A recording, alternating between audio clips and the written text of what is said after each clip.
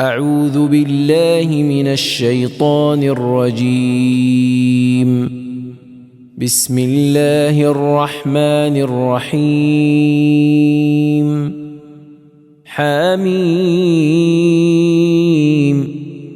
تنزيل الكتاب من الله العزيز الحكيم. ما خلقنا السماوات والأرض وما بينهما إلا بالحق وأجل مسمى والذين كفروا عما أنذروا معرضون. قل أرأيتم ما تدعون من دون الله أروني ماذا خلقوا من الأرض أم لهم شرك في السماوات ائتوني بكتاب من قبل هذا أو أثارة من علم إن كنتم صادقين.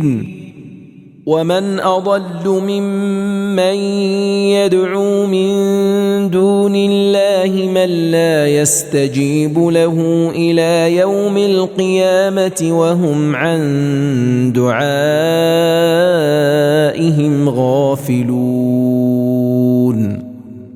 وإذا حشر الناس كانوا لهم أعداء وكانوا بعبادتهم كافرين. وإذا تتلى عليهم آياتنا بينات قال الذين كفروا للحق لما جاءهم هذا سحر مبين. أم يقولون افتراه قل إن افتريته فلا تملكون لي من الله شيئا هو أعلم بما تفيضون فيه كفى به شهيدا بيني وبينكم وهو الغفور الرحيم. قل ما كنت بدعا من الرسل وما أدري ما يفعل بي ولا بكم إن أتبع إلا ما يوحى إلي وما أنا إلا نذير مبين.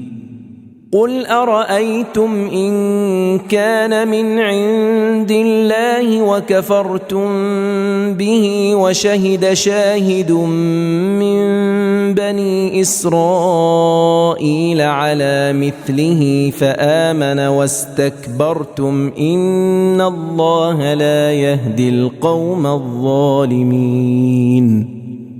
وقال الذين كفروا للذين آمنوا لو كان خيرا ما سبقونا إليه وإذ لم يهتدوا به فسيقولون هذا إفك قديم. ومن قبله كتاب موسى إماما ورحمة وهذا كتاب مصدق لسانا عربيا لينذر الذين ظلموا وبشرى للمحسنين. إن الذين قالوا ربنا الله ثم استقاموا فلا خوف عليهم ولا هم يحزنون. أولئك أصحاب الجنة خالدين فيها جزاء بما كانوا يعملون.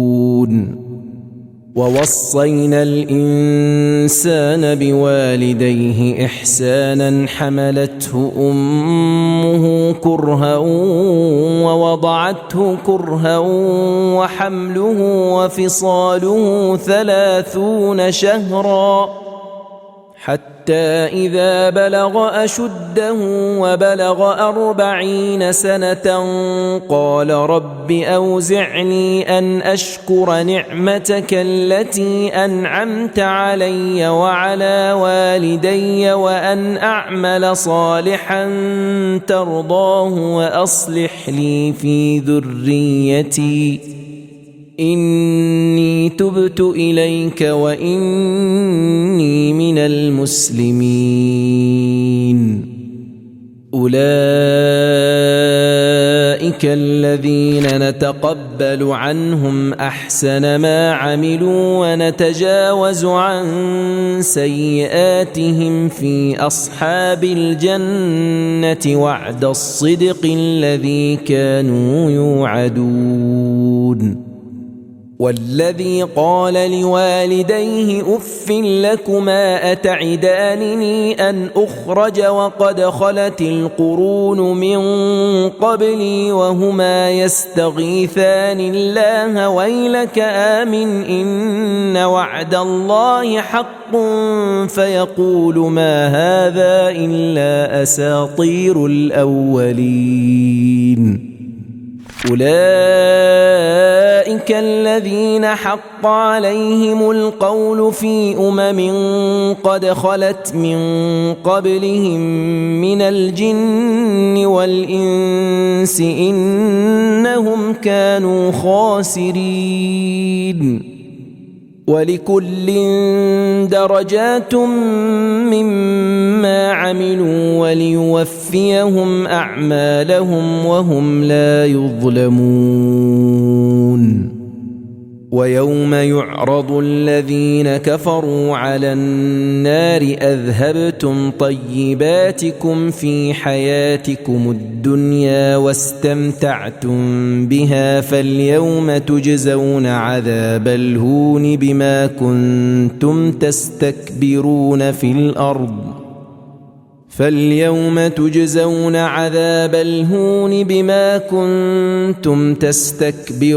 في الأرض بغير الحق وبما كنتم تفسقون.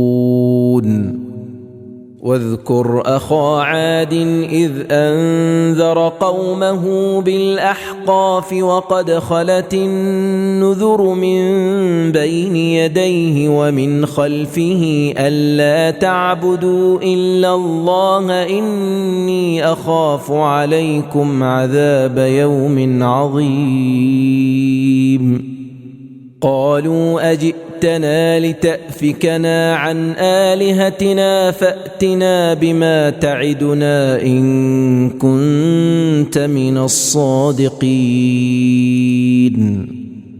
قال إنما العلم عند الله وأبلغكم ما أرسلت به ولكني أراكم قوما تجهلون. فلما رأوه عارضا مستقبل أوديتهم قالوا هذا عارض ممطرنا بل هو ما استعجلتم به ريح فيها عذاب أليم تدمر كل شيء بأمر ربها فأصبحوا لا يرى إلا مساكنهم كذلك نجزي القوم المجرمين. ولقد مكناهم في ماء مكناكم فيه وجعلنا لهم سمعا وأبصارا وأفئدة فما أغنى عنهم سمعهم ولا أبصارهم ولا أفئدتهم من شيء فما أغنى عنهم سمعهم ولا أبصارهم ولا أفئدتهم من شيء إذ كانوا يجحدون بآيات الله وحاق بهم ما كانوا به يستهزئون.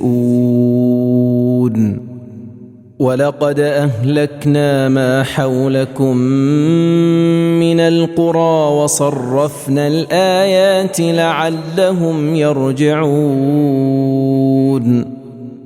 فلولا نصرهم الذين اتخذوا من دون الله قربانا آلهة بل ضلوا عنهم وذلك إفكهم وما كانوا يفترون وإذ صرفنا إليك نفرا من الجن يستمعون القرآن فلما حضروه قالوا أنصتوا فلما قضي ولوا إلى قومهم منذرين قالوا يا قومنا إنا سمعنا كتابا أنزل من بعد موسى مصدقا لما بين يديه يهدي إلى الحق وإلى طريق مستقيم يا قومنا أجيبوا داعي الله وآمنوا به يغفر لكم من ذنوبكم ويجركم من عذاب أليم ومن لا يجب داعي الله فليس بمعجز في الأرض وليس له من دونه أولياء أولئك في ضلال مبين أولم يروا أن الله الذي خلق السماوات والأرض ولم يعي بخلقهن بقادر على أن يحيي الموتى بلى إنه على كل شيء قدير ويوم يعرض الذين كفروا على النار أليس هذا بالحق قالوا بلى وربنا قال فذوقوا العذاب بما كنتم تكفرون فاصبر كما صبر أولو العزم من الرسل ولا تستعجل لهم كأنهم يوم يرون ما يوعدون لم يلبثوا إلا ساعة من نهار بلاغ فهل يهلك إلا القوم الفاسقون